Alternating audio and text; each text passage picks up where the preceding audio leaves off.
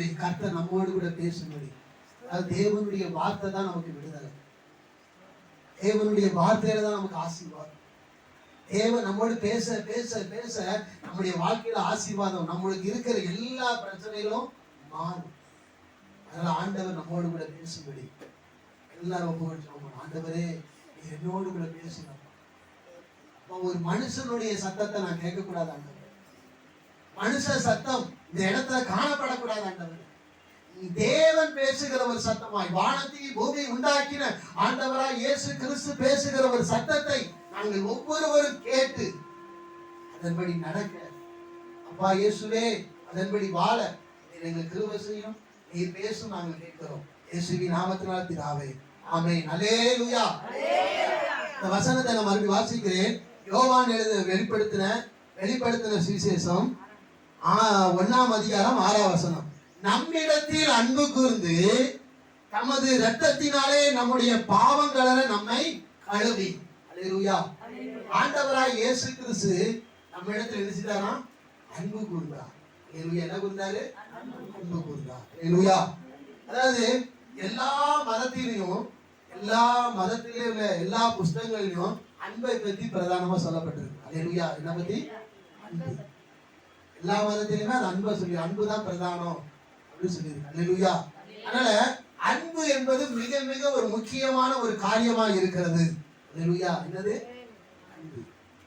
அதாவது ஒரு மனுஷனுடைய, அதாவது நல்ல நடக்கை ஒரு மனுஷன் நடக்குன்னா அன்பு இருந்தாலே போதும், அவன் நல்ல மனுஷனா மாறிடும். ஒரு மனுஷன் நல்ல மனுஷனா மாறணும்னா அன்பு இருந்தாலே போதும். இன்னைக்கு அன்பு இல்லாதனாலதான் இன்னைக்கு ஒரு சில நல்ல மனுஷன் இன்னைக்கு யாராலையும் வாழ முடியவில்லை. அல்லேலூயா. அதாவது பவுல் சொல்லுகிறார், அதாவது சுட்டரிக்கத்தக்க இந்த சரீரத்தை கூட பலியாக கொடுத்தாலும் அன்பு எனக்கு இல்லாவிட்டால் ஒன்றும் இல்லை. அதாவது என்ன சொல்றாருன்னா, இப்ப பலி செலுத்துறதுக்கு இன்னைக்கு என்ன செய்யறாங்க? பிரஜாங்க ஆடு மாடு கோழி எல்லாம் பலிக்கிறாங்க. இதே போல நம்முடைய சரீரத்தையே ஆண்டவருக்கு இன்னைக்கு அதையும் செய்யறாங்க. என்ன செய்யறாங்க? கீறாங்க, முதுகுல கீறாங்க, நாக்குல கீறாங்க, சரீரத்தை கீறி கொண்டா இப்படிலாம் இன்னைக்கு என்ன செய்யலாம்? பலி செலுத்துறாங்க மனுஷன் வந்து. அப்படிப்பட்ட நாம் பலியை என்னதான் கொடுத்தாலும் அன்பு இல்லைன்னா ஒண்ணுமே இல்லை. அல்லேலூயா. இந்த பலிதான் நம்ம கொடுக்க கூடாது. நாக்குல குத்துறது, கையில போடுறது. அதாவது இந்த சரீரம் வந்து கீரல் எங்கேயுமே விடக்கூடாது. சரீரம் வந்து யாருன்னா தேவன் தங்குகிற ஆலயம். யார் தங்குகிற ஆலயம்? இந்த சரீரம் முழுவதும், இந்த சரீரத்துல உச்சி முதல் பாதை வரைக்கும் அது தேவன் தங்குகிற ஆலயமா இருக்கிறதுனால இந்த சரீரத்தை நம்ம அசுத்தத்தினால தீட்டுப்படுத்தவே கூடாது. இன்னொன்னு எந்த கீரலும் நமக்கு விடக்கூடாது. நம்ம ரொம்ப பத்திரமாய் பாதுகாத்துக் கொள்ளணும். ஏன்னா இந்த சரீரம் யாருக்குள்ளது? அல்லேலூயா. இன்னைக்கு என்னமோ இந்த டேட்டுமாங்க, அதாவது பச்சை குத்துறது. என்ன குத்துறது? பச்சைலாம் கிறிஸ்தவர்களா இருக்கிற நாம் பச்சை குத்தவே கூடாது. இன்னைக்கு நிறைய பேர் கிறிஸ்தவங்க குத்துறாங்க. அது தெரிஞ்சு குத்துறாங்களா தெரியாம குத்துறாங்க நமக்கு தெரியாது. ஆனா பச்சைலாம் நம்ம எழுதக்கூடாது, குத்தக்கூடாது. அது செய்யவே கூடாது. ஏன்னா சரீரத்தை கீறுகிற ஒரு அனுபவம். ஒரு பிசாசு ஒரு பிடித்திருந்த ஒரு மனுஷன் இருந்துச்சுன்னா தன்னை தானே கீறி போடுவாங்க. அதாவது தன்னை தானே கீறுவானோ. பிசாசு பிடித்த எப்படி போனா தன்னை தானே அடிச்சுக்கிட்டு தன்னை தானே சரீரத்தை கிழிச்சுக்கிட்டு காணும். அவன் தான் பிசாசம். அப்ப நம்முடைய சரீரத்தை நாம் கிழித்தால், நம்முடைய சரீரத்தை இந்த பச்சை குத்தினாலோ, இந்த சரீரத்தை கிழித்தாலோ, சரீரத்தை நாம் என்ன பாதிப்பு சரீரத்துக்கு கொண்டு வரோமோ அது எல்லாம் என்னதுன்னா பிசாசு. அதனால சரீரத்துல ஒருவேளை நம்ம இது இப்ப செஞ்சிருக்கலாம், ஆனா இனி அந்த மாதிரி தவிர செய்யக்கூடாது. அல்லேலூயா. பச்சை குத்தவோ சரீரத்தை கீறவோ, அதுக்குதான் கணவன் மனைவி அடிச்சக்கூடாது, கணவன் மனைவிய அடிக்கக்கூடாது, மனைவி கணவனை அடிக்கக்கூடாது. இந்த சரீரம் யார் சரீரம்? ஆண்டுடைய சரீரத்தை நீ அடிச்சா யார் அடிச்சதுக்கு சமம்? ஆண்டவர் அடிச்சதுக்கு சமம். நீங்க அது தெரியல. ஆனா ஒரு கோபம் வந்து உடனே மனைவியை போய் அடிக்கிறது. அது மனைவி யாருடைய சரீரம்? யார் தங்குகிற ஆலயமா இருக்குது? ஆண்டவர் தங்குகிற ஆலயமா அந்த சரீரம் இருக்கிறதுல அந்த சரீரத்தை போய் அடிக்கிறோம். அது எவ்வளவு பெரிய முட்டாள்தனம். அதனால மனைவியே அடிக்கவே கூடாது. அதே போல மனைவி கணவனை அடிக்கக்கூடாது. இன்னைக்கு கணவன் அடிக்கிற மனைவி இன்னைக்கு இருக்காங்க. அதனால 2 பேருமே யாரையும் அடிக்கக்கூடாது. ஏன்னா அப்படி அடிப்பது யார் அடிக்காங்கன்னா தேவன் அடிக்கிறதுக்கு சமம். இல்லையா? நல்ல ஒரு குடும்பம் இருந்தா பிரச்சனைகள் வரும், கருத்து வேறுபாடு இருக்கும், எல்லாம் இருக்கும். அதுக்கு அடிதான் ஒரு தீர்வு கிடையாது. நீங்க அடிக்கிறது எதுக்கு எடுத்தாலும் அடிக்கிறது. அது என்ன பழக்கம்? அவன் முட்டாள் செய்யற வழக்கம். அது தப்பா நினைச்சாலும் பரவாயில்ல, அது முட்டாள் செய்யற பழக்கம். அவன் முட்டாள். அது பெண்ணா இருந்தாலும் ஆணா இருந்தாலும் பெரிய ஒரு முட்டாள் தான் இருக்கு. இல்லையா? அந்த பழக்கம் நமக்கு வரக்கூடாது. அதனால அந்த பவுல் சொல்லுகிறார், சரீர அவயத்தை அப்படியே முழுமையாக ஆண்டவருக்கு ஜீவ பலியாக கொடுத்தாலும் எனக்கு அன்பு இல்லாவிட்டால் ஒன்றும் இல்லை. அன்புதான் பிரதானம் என்று வேதம் சொல்லுகிறது. அதனாலதான் அன்புதான் பிரதானனால ஆண்டவராய் இயேசு கிறிஸ்து என்ன செய்யறாருன்னா, நாம் என்ன செய்வோம்? அன்பை ஜனங்களுக்கு என்ன செய்யணும்? கொடுக்கணும். யாருக்கு கொடுக்கணும்? நமக்கு அன்பை கொடுக்கணும் சொல்லிதான் அந்த அன்புக்காக என்ன செஞ்சாரு? சிலுவையில ரத்தத்தை சிந்தினார். அல்லேலூயா. என்ன கொடுக்கிறதுக்கு? அன்பை கொடுக்கிறது.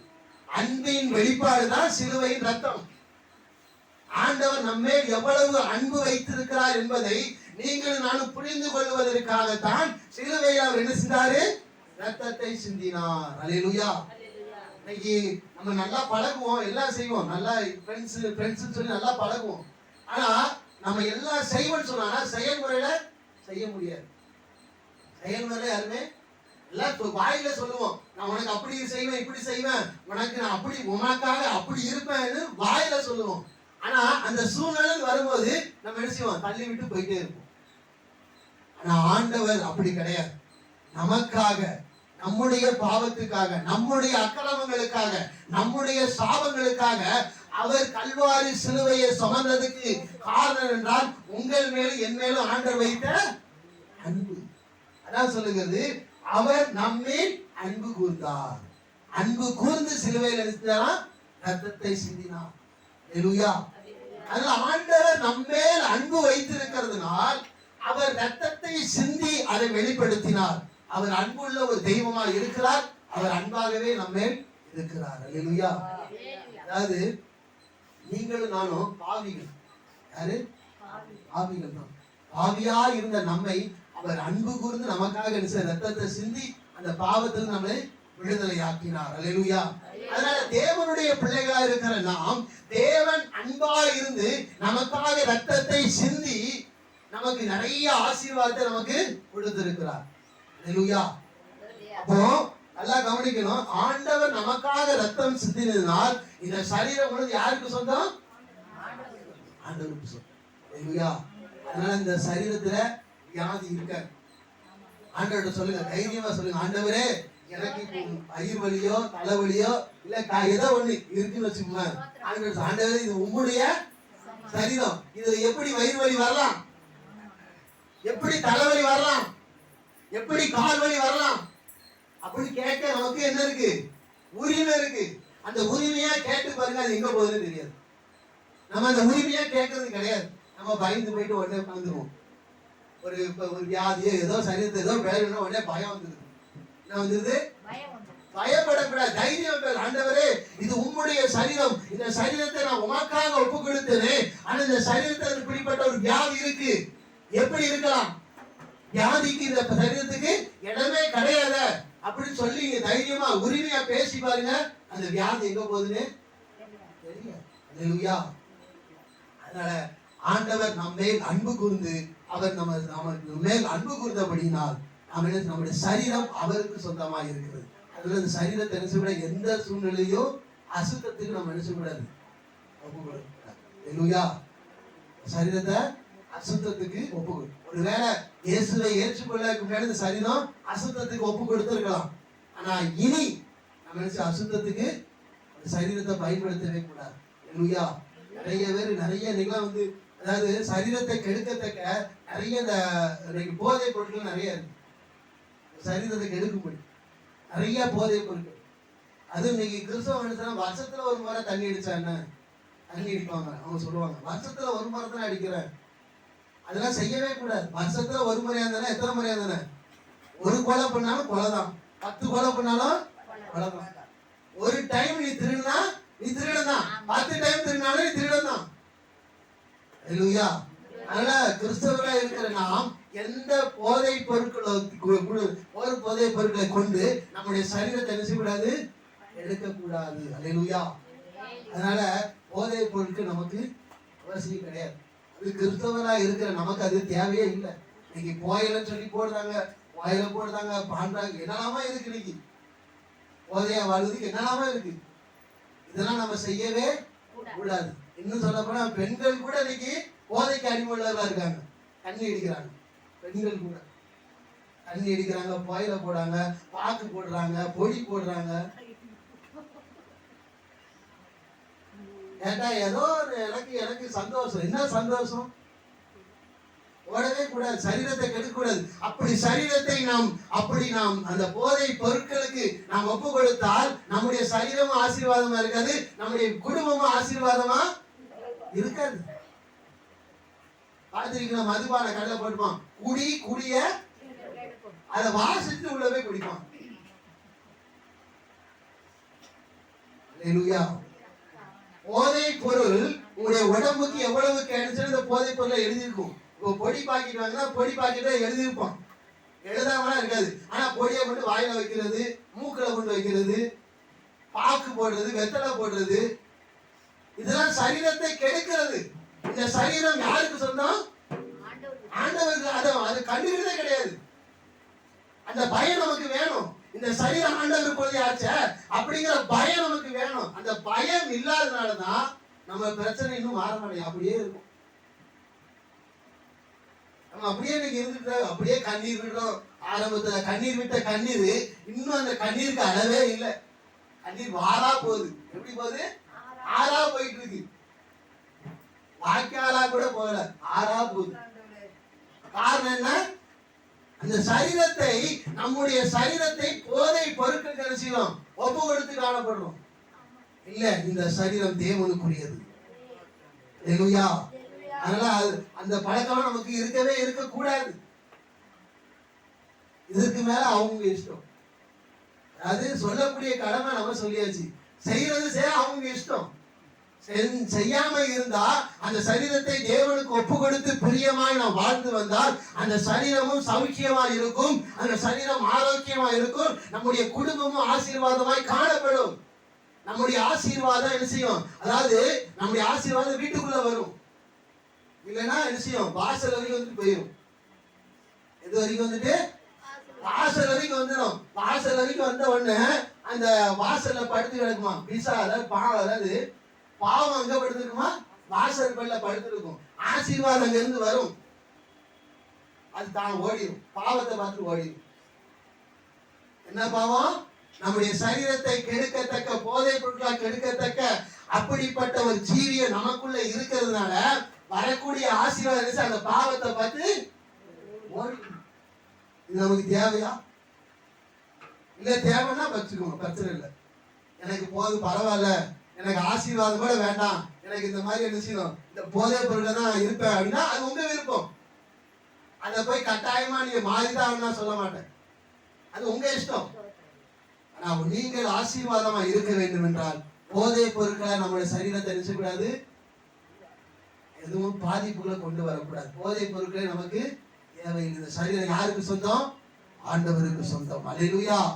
அதனால தேவன் நமக்காக அவர் அன்பு கூர்ந்ததினால் அவர் சிலுவையிலே நமக்காக ரத்தம் முழுவதையும் கொடுத்து அவருடைய சரீரம் முழுவதையும் நமக்காகவே கொடுத்தார். அவருடைய 2 கையையும் யாருக்கு கொடுத்தார்? நமக்காக கொடுத்தார். 2 கால்களை நமக்காக கொடுத்தார். அவருடைய இருதயம் முழுவதையும் யாருக்காக கொடுத்தார்? நமக்காக கொடுத்தார். அவருடைய தலையை நமக்காக கொடுத்தார். இப்படி அவருடைய சரீரத்தில் காணப்படுகிற ஒவ்வொரு அவயங்களையும் அவர் நமக்காகவே கொடுத்தார். எதற்கு? என்ன காரணம்? அன்பு. நாம அந்த அன்பை அவர்கிட்ட கொடுக்கிறோமா? அந்த அன்பை கொடுக்கிற அடையாளம் இந்த சரீரத்தை கொடுக்கிறோமா? இல்லையே. ஏதோ ஒரு போதை பொருட்களை நாம் என்ன செய்கிறோம்? அடிமையாய் காணப்பட்டுகிறோம். அல்லேலூயா. நிறைய பேர் வேசித்தனம் பண்றாங்க. அதெல்லாம் பண்ணவே கூடாது, தப்பு. அதாவது பைபிள் படி, வேதத்தின் படி ஒருவனுக்கு ஒருத்திதான். அதை மீறி யார் என்ன நடந்தாலும் சரி, அது பழைய ஏற்பாடுல இருக்க, புதிய ஏற்பாடு, அந்த பழைய ஏற்பாடு போயிருவாங்க. ஆபிரகாமுக்கு 4 பொண்டாட்டி, தாவீதுக்கு இத்தனை பொண்டாட்டி, அதான் போயிருவாங்க, அங்க போயிருவாங்க. ஆனா பைபிள்ல ஒருவனுக்கு ஒருத்தி தான். அதை மீறி போனா வேசித்தனம். அல்லேலூயா. அப்படி வேசித்தனத்துக்குள்ளே நாம் காணப்படுவோம். அப்படி ஆசீர்வாதத்துக்கு நாமே தடை. அவ்வளவுதான், ஆசீர்வாதம் நமக்குள்ள வராது. நம்ம எதை விதைக்கிறோமோ அதை தான் அறுப்போம். நம்ம விதைக்கிறத அறுக்க மாட்டோம். இது கடவுள் ஆண்டவரா இயேசு கிறிஸ்து கொடுக்கிற தண்டனை இல்லையோ, ஆனா நாம் விதைக்கிறத நாம் அறுத்துதான் ஆகணும். நாம் வேசித்தனம் பண்ணா அதற்கு தக்க தண்டனை நாம் அனுபவித்துதான் ஆக வேண்டும். சரீரத்துல போதை பொருட்களால் நாம போதையை கொண்டு ஏத்துனோம்னா நாம அதுக்கு தக்க தண்டனையை அனுபவிச்சுதான் ஆகணும். இதுதான் சட்டம். அப்புறம் நம்ம எத்தனை மணி நேரம் ஜெபம் பண்ணி என்ன ஜெபம் பண்ணா பிரயோஜனம் கிடையாது. ஜெபம் பண்ணா பிரயோஜனம் கிடையாது, காணிக்கை கொடுத்தா பிரயோஜனம் கிடையாது, சர்ச்சைக்கு வந்தாலும் பிரயோஜனம் கிடையாது. நீங்க வரலாம், வர்றது தப்பு நான் சொல்லல, வந்து நமக்கு ஒரு பிரயோஜனமும் கிடையாது. அவ்வளவுதான். ஏதோ வந்து எல்லாரும் போல கையை தட்டி பாட்டை பாடி சந்தோஷமா, ஐயோ நான் சர்ச்சைக்கு போனேன், ஆண்டவர் என்னோடு பேசினாரு. என்ன பேசினாரு? என்னோடு பேசினார். அவ்வளவுதான். இந்த திருப்தி மட்டும்தான். அது உண்மை கிடையாது. அல்லேலூயா. அதனால சரீரத்தை ஆண்டவர் அவருடைய சரீரத்தை நமக்காக கொடுத்து அவருடைய அன்பை வெளிப்படுத்துறது போல நம்முடைய சரீரம் முழுவதையும் ஆண்டவருக்காக கொடுத்து நம்முடைய அன்பை அவருக்கு கொடுக்க வேண்டும். அல்லேலூயா. அதனால சரீரத்தை குறித்து ரொம்ப எச்சரிக்கையா இருங்க. சரீரம் தேவனுக்குரியது. நம்ம இஷ்டத்துக்கு சரீரத்தை பேணக்கூடாது. இன்னைக்கு தேவையில்லாத அலங்காரம் இன்னைக்கு எதுவுமே நமக்கு தேவையில்லை. தேவைக்கு தக்க நம்மளுடைய அலங்காரமும் தேவைக்கு தக்க இருக்கணும். அதுவும் அதாவது பெண்களுக்கு ஒரு அலங்காரம் என்றால் முக்காடு போடுவதே பெரிய அலங்காரமா. சபைக்கு வர பெண்கள் சபையில முக்காடு போட்டு உட்கார்ந்துருக்கணும். அது பெரிய ஒரு அலங்காரம். அது மாத்திரம் இல்ல, இன்னும் அலங்காரம் சார்ந்த குணம் உள்ளவங்க தான் அவரை உண்மையான அலங்காரம் உள்ளவங்க. யாரு? பெண்கள். பெண்களுக்குள்ள சார்ந்த குணம் வெளிப்படணும். அதான் உண்மையான அலங்காரம் பைபிள் சொல்லுது. இன்னைக்கு சார்ந்த குணத்தெல்லாம் பெண்கள் வெளிப்படுத்துறதே கிடையாது. ஆனா நல்ல அலங்காரப்படுத்துவாங்க. 1000 ரூபாய் 2000 ரூபாய் 10,000 கொடுத்து கூட அலங்காரப்படுத்துறாங்க. எதுக்கு? அழகா இருக்குங்க அலங்காரப்படுத்துறாங்க. ஆனா உண்மையிலே ஒரு பெண்ணுக்கு அழகுன்னா சார்ந்த குணம், பெண்களுக்கு அழகுது அந்த சார்ந்த குணம். இன்னைக்கு அருமை இல்லை. அல்லேலூயா. சார்ந்த குணமா ஒரு பெண்கள் இருந்துட்டா வீட்டுல அந்த கணவர் அந்த தலைவர் ஒரு வித்தியாசமா இருந்தாலும் சார்ந்த குணம் என்கிற ஒரு பெண் உள்ள இருந்துட்டாங்கன்னா அந்த பொல்லாத மனுஷன் என்ன செய்வான்? அந்த தலைவர் பொல்லாதவனா இருந்தாலும் நல்லவனா மாறுவான். தெரியுமா உங்களுக்கு? சார்ந்த குணம் என்னது? அமைதியா இருக்குது. பாட்டு நல்லா தெரியும். அமைதிக்கு பேர் தான் நல்லா பாடுவோம். ஐயோ அந்த பாட்டு எவ்வளவு அழகா இருக்கு, சூப்பரா இருக்குமோ. ஆனா அந்த பாட்டை கேட்கிற நாம், அதை புரிகிற நாம் அதை மாதிரி நடக்கிறோமா? ஒரு பெண்களுக்கு ரொம்ப ரொம்ப பெரிய ஒரு அலங்காரம் என்னது? சார்ந்த குணம். குடும்பத்துல அதாவது ஆண்கள் எப்படிதான் இருப்பாங்க நான் சொல்ல வரல. அப்படி ஆண்கள் இருந்தாலும் அவர்களை மாற வைப்பது உங்களுடைய சார்ந்த குணம். அவங்க கிட்ட அது இல்லாம வரிஞ்சு கட்டி நீங்களும் போய் பதிலுக்கு பதில் நிற்கும் பொழுது சண்டை பெருசாகும். அதாவது ஒரு உண்மையில நடந்த சம்பவம். அதாவது ஆரம்பத்துல திருநெல்வேலி தேசத்துல நான் போயிட்டு இருந்த சர்ச்சில் நடந்த ஒரு சம்பவம். கணவன் மனைவி ஒரு பொம்பளை பிள்ளை, சின்ன குழந்தை தான். அந்த கணவர் ரசிக்கப்படலை. என்னது? கணவர் ரசிக்கப்படல. அந்த அம்மா மட்டும் ரசிக்கப்பட்டு சர்ச்சைக்கு வருவாங்க. வாரம் கரெக்டா வருவாங்க. அதுவும் அவருக்கு தெரியாம வருவாங்க, தெரியாம தான் வருவாங்க. வீட்டுல சண்டை நடக்கும். எப்ப பார்த்தாலும் நீ சர்ச்சைக்கு போக கூடாது, இயேசுவை ஏற்றுக்கணும்னு சொல்லி பெரிய ஒரே சண்டை, அடி. இந்த எவ்வளவு அடி வாங்கினாலும் ஏத்து பேசுறது நல்லா அடி வாங்கும். அடி வாங்கிட்டு எங்களை கூட வந்து சொல்லுவாங்க, இந்த மாதிரி என் வீட்டுக்காரர் இப்படி சர்ச்சைக்கு போனீங்க நான் அடிச்சாரு எல்லாம் சொல்லுவாங்க. என்ன இப்படி அடிக்கிறாரு அப்படி அடிக்காரு வந்து சொல்லுவாங்க. ஆனா எதுவுமே இந்த அம்மா பேசவே பேச மாட்டாங்க. ஆனா சின்ன பொண்ணு தான். அதாவது நான் பார்க்க ஒரு 8 வருஷத்துக்கு முன்னாடி உள்ள காசு சொல்றேன். சின்ன பொண்ணு தான், பெரிய பொண்ணு, பெரிய வயசானவெல்லாம் கிடையாது. மிஞ்சி போனா 25 வயசு தான் இருக்கும். அது பக்குவத்தை பாருங்க. அந்த கணவர்கிட்ட எதிர்த்தே பேசாது. எவ்வளவு நாளும் அடிச்சுக்கோ, எவ்வளவு நாளும் என்ன திட்டிக்கோ, பரவாயில்ல அப்படின்னு சொல்லி எதிர்த்து ஒரு வார்த்தை கூட பேசாது. இப்படி பல வருஷமா சர்ச்சைக்கு வந்துட்டு இருந்துச்சு. சர்ச்சைக்கு அப்புறம் வந்துட்டே இருந்துச்சு. அப்புறம் நாள் பட அவனை அடிச்சு அடிச்சு ஒருவேளை மழுங்கி போயிச்சான்னு தெரியல. அவனே ஒரு கட்டத்துல இருந்த வேணாம் விட்டுவோம், என்னது வேணாம் விட்டுவோம், விட்டது மாத்திரம் இல்ல நானும் சர்ச்சைக்கு வந்துட்டேன். வந்து இன்னைக்கு குடும்பமாய் சர்ச்சைக்கு ஒரு அதாவது சர்ச்சைக்கு ஒரு நல்ல ஒரு பாஸ்டருக்கு நல்லா இருந்துச்சு. ஒரு ஒரு ஒரு மீட்டிங்கே எது நடந்தாலும் முதல் ஆளா வந்து நிக்கிறது, கொடுக்கறதும் சரி, எல்லா விஷயத்துக்கு பணம் கொடுக்கறதும் சரி, உதவி வேலை செய்யறது சரி, முதல் ஆளா வந்து குடும்பமே வந்து நிக்குது. காரணம் என்ன? பதிலுக்கு பதில் நிக்கல. எவ்வளவு அடிச்சாலும் பரவாயில்ல, நீ அடிச்சுக்கோ, எவ்வளவு திட்டாலும் திட்டிக்கோ, பரவாயில்ல, ஆனா ஒரு வார்த்தை கூட பேசல. அந்த சாந்த குணத்தை வெளிப்படுத்த ஒரு நாள் வந்தது. அந்த நாள் அவர் ரட்சிக்கப்பட்டு இன்னைக்கு அந்த அளவுக்கு குடும்பமே இன்னைக்கு சபைக்கு அவன் அந்த ஒரு உடம்பு பரவாயில்ல வா சர்ச்சைக்கு போயிருவோம், அந்த அளவுக்கு அவர் மாறிவிட்டார். காரணம் என்ன? சாந்த குணம். இன்னைக்கு பதிலுக்கு பதில் நின்னாதான் எல்லாம் சரியாகும் இன்னைக்கு நினைக்கிறாங்க. இது இன்னைக்கு உலகத்துல சொல்ற ஒரு பெரிய ஒரு காரியம் என்னது? பதிலுக்கு பதில் நிக்கணும். இது உலகம் கொடுக்கிற காரியம். இதை நாம கிறிஸ்தவர்கள் நாம் செய்யக்கூடாது. நாம என்ன செய்யணும்? அமைதி தான் நமக்கு பெருசு. ஒரு யுத்தம் ஒண்ணு வந்துச்சுன்னா அந்த யுத்தத்துல நாம் ஜெயிக்கணும்னா நாம் என்ன செய்யணும்? அமைதியா இருக்கணும். இருந்தாதான் கர்த்தர் நமக்காக. நாம அமைதியா இல்லாம நாம எதிர்த்து நிற்கும் போது கர்த்தர் எப்படி யுத்தம் பண்ணுவாரு? சாந்த குணம் நமக்குள்ள இருந்துச்சுன்னா யுத்தம் யார் பண்ணுவா? கர்த்தர் பண்ணுவார். எதுவும் ஒரு வீட்டுக்குள்ள ஒரு யாரோ ஒருத்தர் அப்படி ஒரு மாதிரி இருக்காங்களா, நீங்க அமைதியா இருந்து பாருங்க, மாறும், நிச்சயமா ஒரு நாள் மாறும். அதனால பெண்களுக்கு இதான் அலங்காரம் வேதம் சொல்லுது. ஆனா இப்படிப்பட்ட அலங்காரம் இன்னைக்கு பெண்களுக்குள்ள காணப்படல. அதனால கர்த்தருடைய பிள்ளைகளா இருக்கிற நாம் நமக்கு சாந்த, பெண்களுக்கு மாத்திரம் இல்ல ஆண்களுக்கும் சொல்லிடுங்க, ஆண்களுக்கும் சாந்த குணம் வேணும். யாரா இருந்தாலும் சரி, ஆணா இருந்தாலும் சரி, பெண்ணா இருந்தாலும் சரி, சாந்த குணம் உள்ளவன் தான் கர்த்தரால் ஆசீர்வதிக்கப்பட முடியும். அல்லேலூயா. சாந்த குணம் உள்ளவன் பூமியை சுதந்திரத்துக் கொள்ளுவான். பூமியை சுதந்திரத்துக் கொள்ள என்னது? சாந்த குணம். நீங்க சாந்த குணமா இருந்தா இந்த பூமியவே நம்ம நிச்சயமா சுதந்திரத்துக் கொள்ளலாம். அந்த அளவுக்கு ஆசீர்வாதம் நமக்கு வரும். ஆனா ஆணா இருந்தாலும் பெண்ணா இருந்தாலும் நாம் சாந்த குணம் உள்ளவர்களா இருக்க வேண்டும். அல்லேலூயா.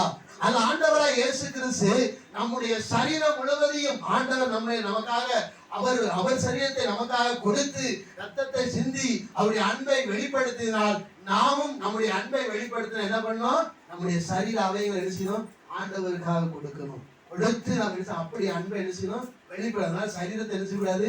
அசுத்தத்துக்கு ஒப்பு கொடுக்கவே கொடுக்காது. இது வரைக்கும் ஒருவேளை நீங்க ஏதோ செஞ்சிருக்கலாம், அதெல்லாம் விட்டுருங்க, இனி வேண்டாம். அதாவது வாயை விரிவாய் நன்மையினால் திறக்குவேன். எதுக்கு வாயை திறக்கணும் தெரியுமா? ஆண்டவரை துதிக்கிறது திறக்கணும். அதை விட்டு பாக்கு போட, புகையில போட, இதுக்கெல்லாம் வாயை திறந்தா நன்மை எப்படி வரும்? வருமா? எப்படிங்க நன்மை வரும்? நம்முடைய நன்மை நாமே கெடுக்கிறோம். அதாவது ஜீவனும் மரணம் எங்க இருக்கு? நாவின் அதிகாரத்துல இருக்கு, இந்த வாயில தான் இருக்கு.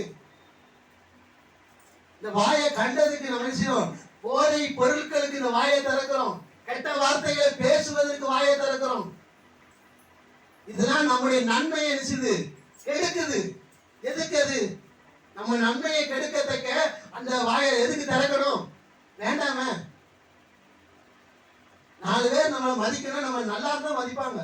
நல்லா இருந்தா ஆண்டவரே நம்ம மதிக்க மாட்டேங்க, அற்பமா நினைக்கிறாங்க, என்ன தூசணமா நினைக்கிறாங்க, ஏகலமா நினைக்கிறாங்க. காரணம் என்ன? உன் வாயை சரியான முறையில் திறக்கல.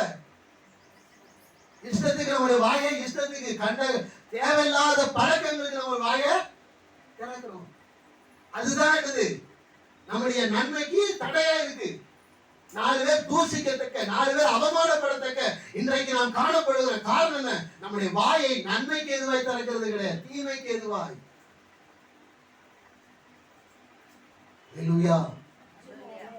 நம்ம அவமானப்படக்கூடாதுங்க, நம்ம தியாகிகளை தலை குனிஞ்சு நிற்க கூடாது.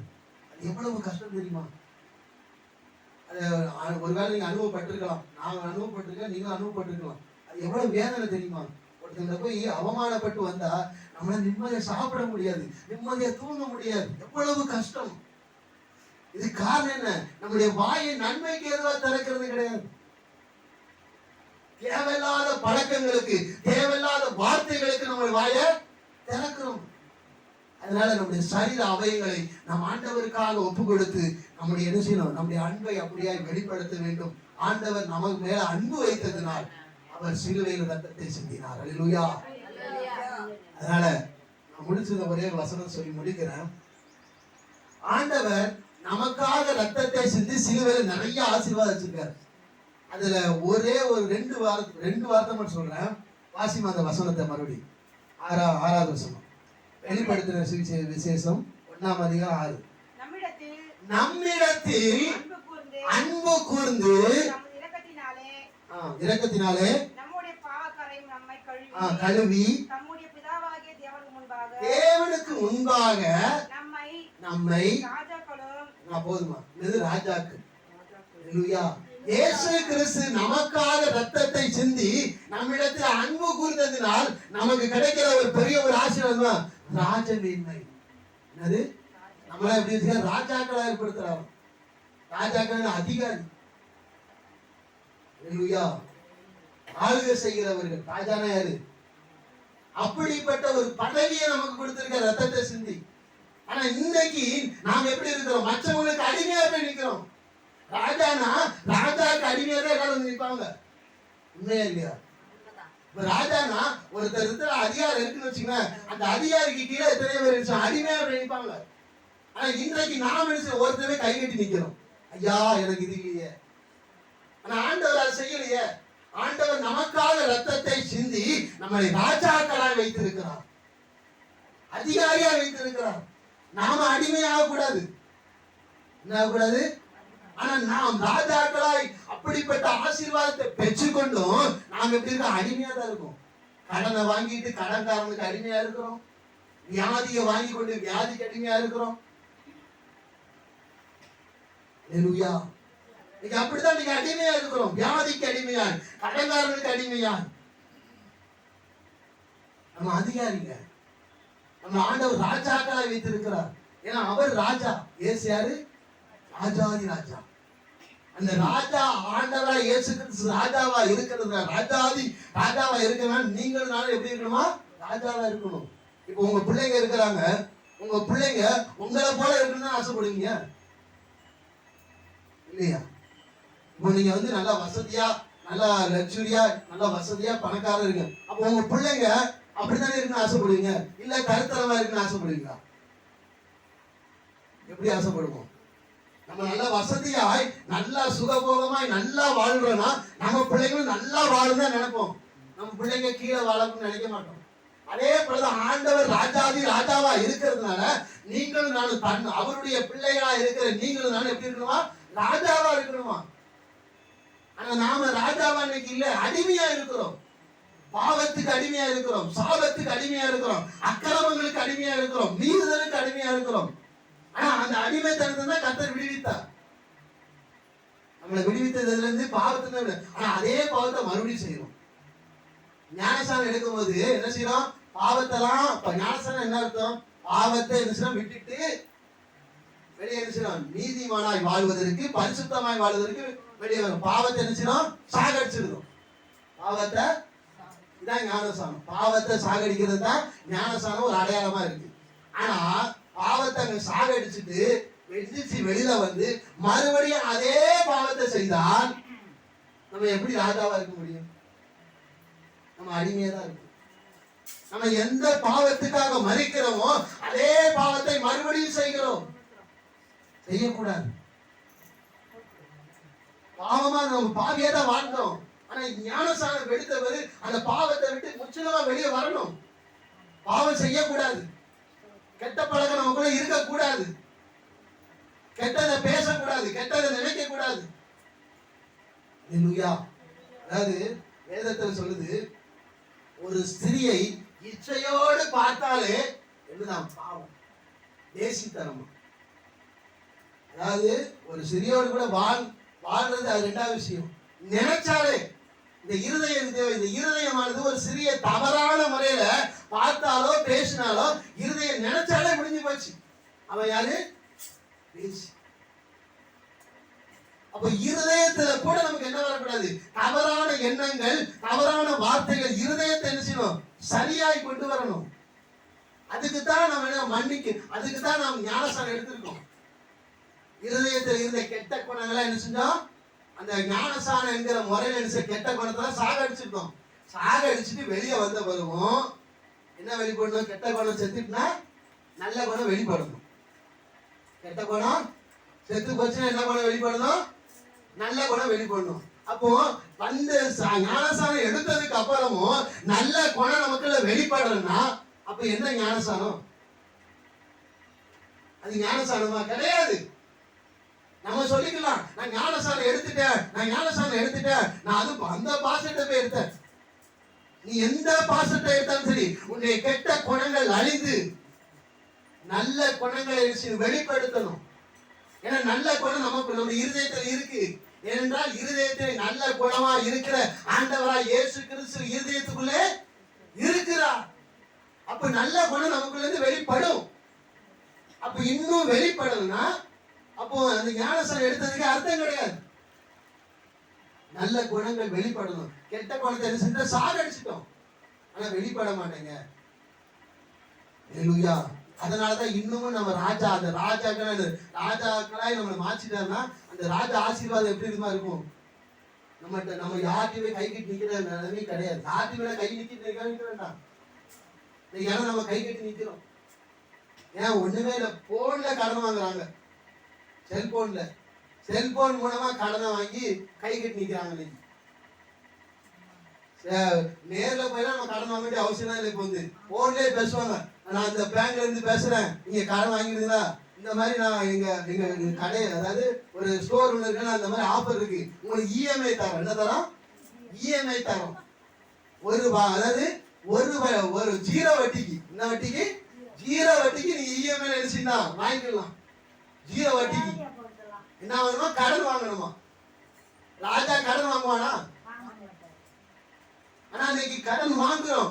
கடன் வாங்கினவனுக்கு அடிமை பைபிள் சொல்லுது.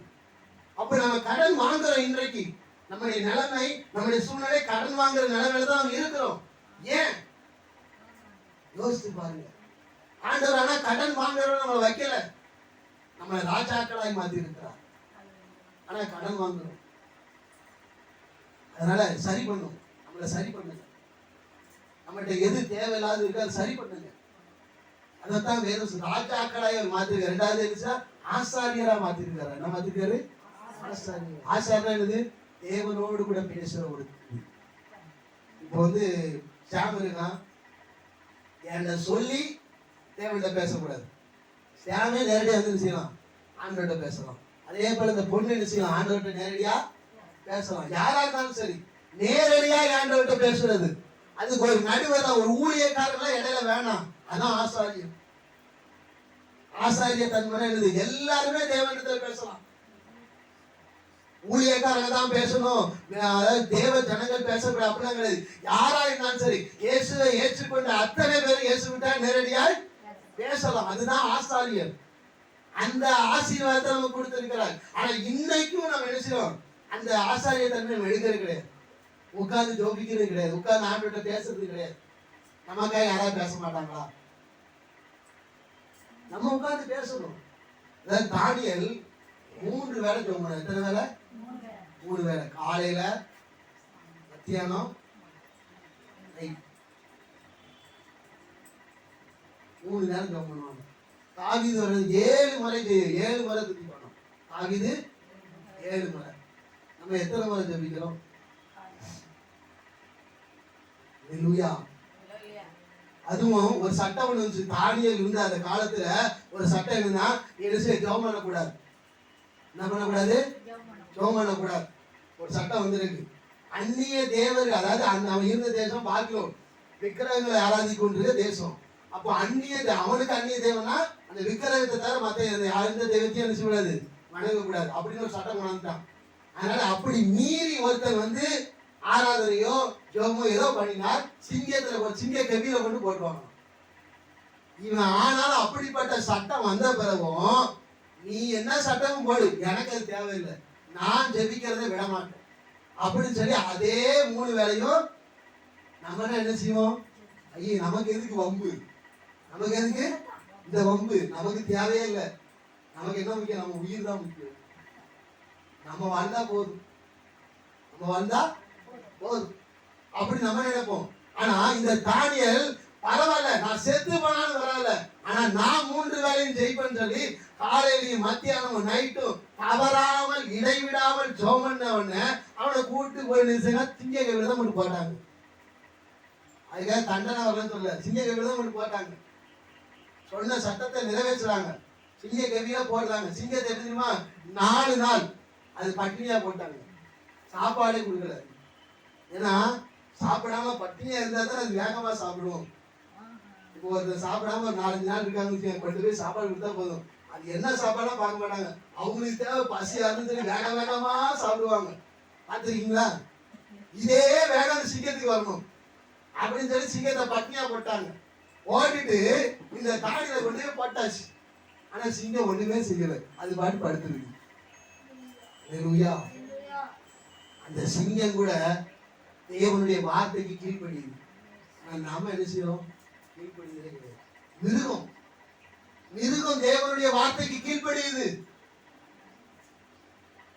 அதாவது மீன்கள், மீன்லாம் இருக்கு, அதுக்கு ஆகாரம் யார் கொடுக்கா? ஆண்டவர் கொடுக்கிறார். அதுதான் பறவைகள் காலையில இருந்தோடனே ஆண்டவர் கூப்பிடுமா. காலையில கோழி கூப்பிடுது, குருவி சத்தம் கேட்குது தெரியுமா? இதுல என்ன தெரியுமா? கடவுளை கூப்பிடுதான். நம்ம காலையில இருந்து கடவுளை கூப்பிடுறது கிடையாது, எனக்கு காப்பியை கொடுன்னு கூப்பிடுது. காப்பியை கொடு. அதெல்லாம் பறவைகள் ஆண்டவரை கூப்பிடுமா. ஆனா நம்ம ஆண்டவரை கூப்பிடுறது கிடையாது, ஆண்டவருக்கு கீழ்ப்படியது கிடையாது. ஆனா மிருகங்கள் ஆண்டவருக்கு கீழ்ப்படியுது.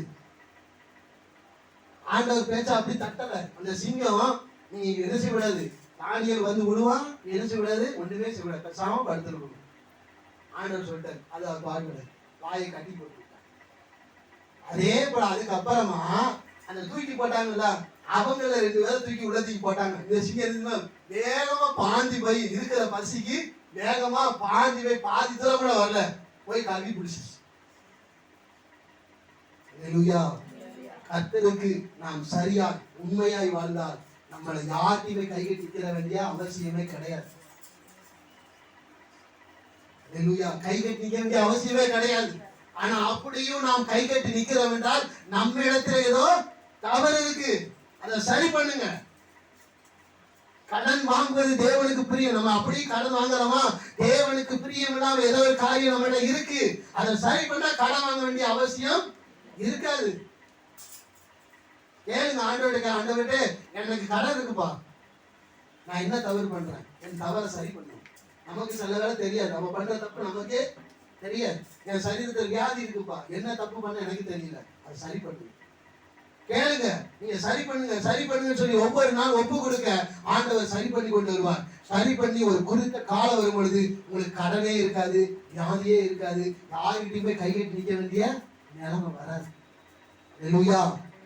அதனால ஆண்டவர் நம்மளை ராஜாக்களாய் வைத்திருக்கிறார், ஆண்டவர் நம்மளை ஆசாரியர்களாய் வைத்திருக்கிறார். அல்லேலூயா.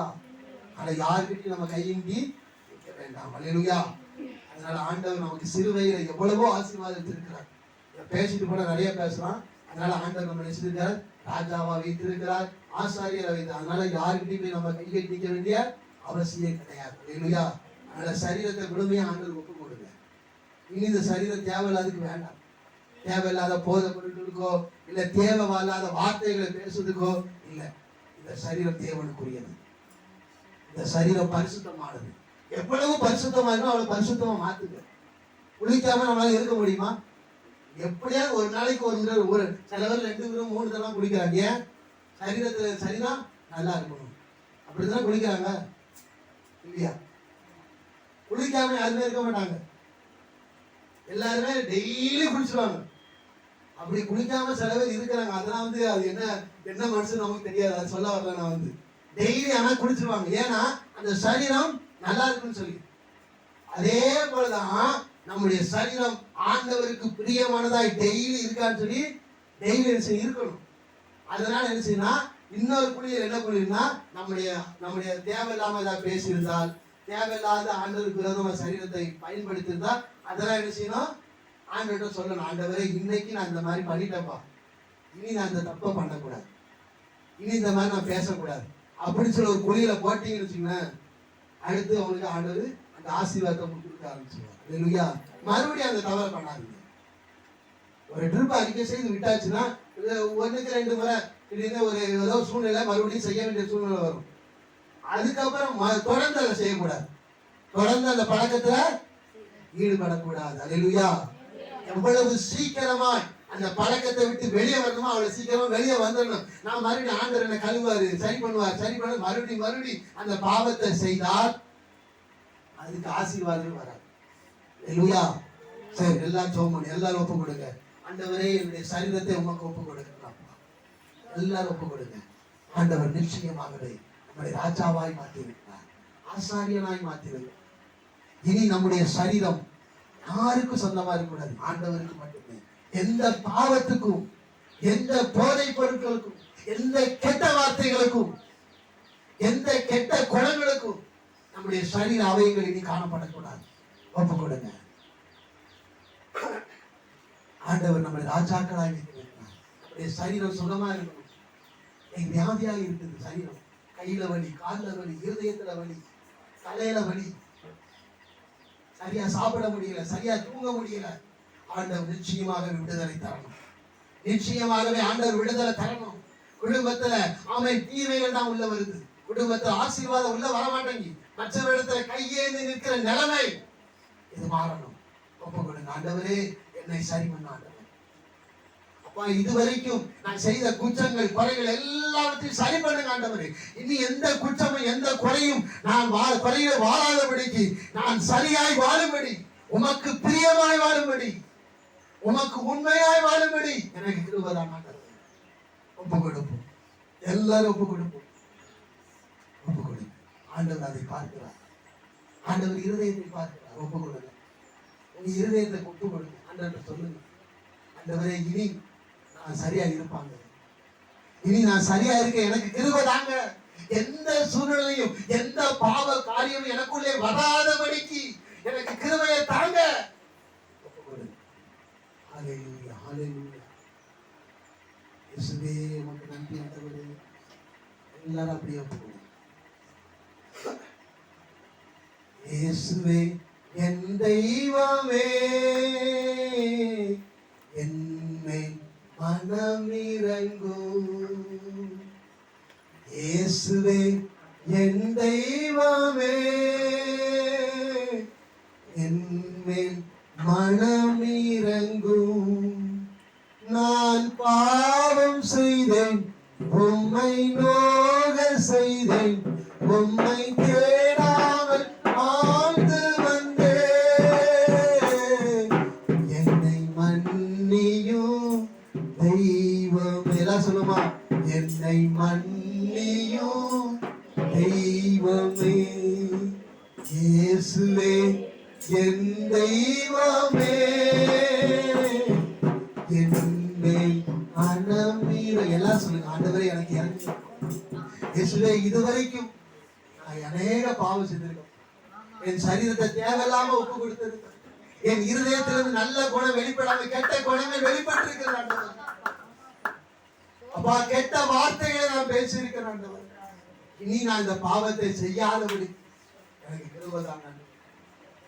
எனக்கு இரக்கம் செய்யும். இனி நான் இந்த பாவங்கள் செய்யாதபடிக்கு எனக்கு இரக்கம் செய்வீராக. எல்லாரும் ஒப்பு கொடுப்போம்.